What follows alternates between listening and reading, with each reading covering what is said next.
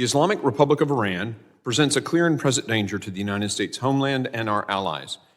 Last October, the committee heard testimony from a variety of witnesses that highlighted the national security threats posed by the Iranian regime.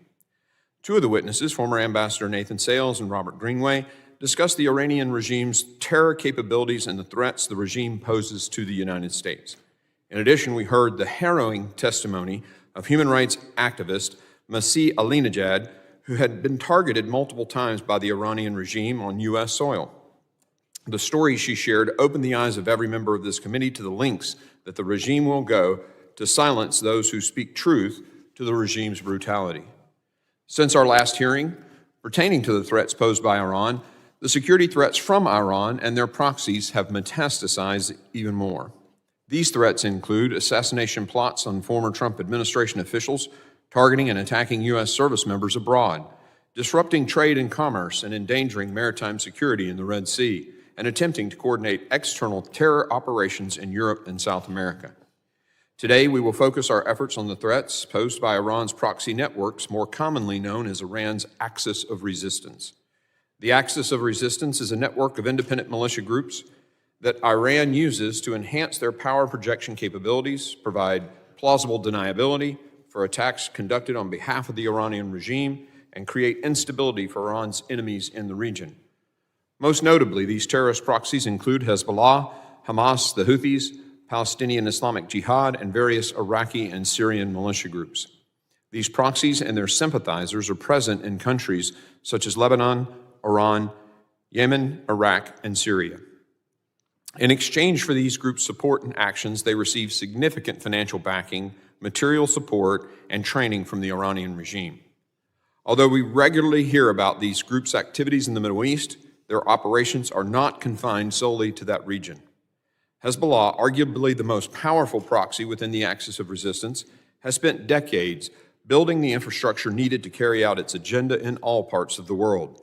As FBI Director Wray testified before the committee last November, and I quote, "The arrests of individuals in the United States allegedly linked to Hezbollah's main overseas terrorist arm and their intelligence collection and procurement efforts demonstrate Hezbollah's interests in long-term contingency planning activities here in our homeland," end quote. In addition, this terrorist organization has conducted operations throughout Europe and South America and has extensive ties to Venezuelan dictator Nicolas Maduro and his authoritarian regime. Lastly, Hezbollah has also engaged in narcotics, weapons, and human trafficking, as well as money laundering for authoritarian regimes, transnational criminal organizations, and other terror networks.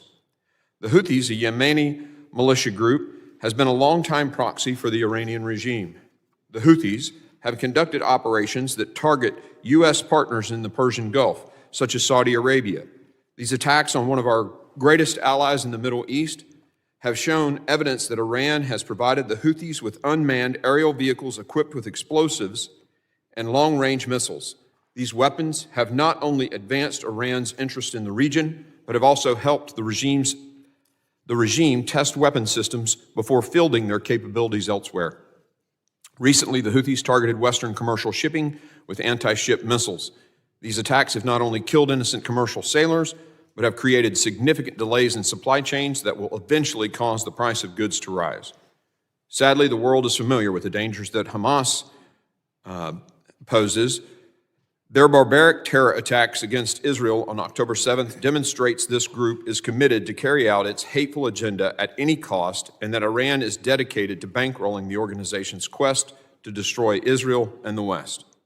Hamas's reach is not limited to the Gaza Strip and Israel. In December of last year, German authorities detained 4 individuals with ties to Hamas for plotting attacks on Jewish institutions in Europe. Their orders came from Hamas leaders in Lebanon. As mentioned earlier, these threats are not localized. What happens in someone else's backyard will eventually make its way to our own. We must acknowledge that the Axis of Resistance is committed to destroying Israel and the West. They've shown the intent to conduct operations abroad and have demonstrated a willingness to do so here in the United States. These groups have also exploited conflicts via news outlets and online communications to call on their supporters located in the United States to carry out attacks. I hope that today's hearing will give members of this committee the opportunity to fully examine these terror groups and the current status of the threats they pose to the homeland and U.S. interests. We have circulated this proceedings in advance and have coordinated with the minority, but I want to reiterate so all of our members are aware. After the ranking member statement, we're going to hear opening statements from our witnesses, and then there will be a vote to move into a closed session.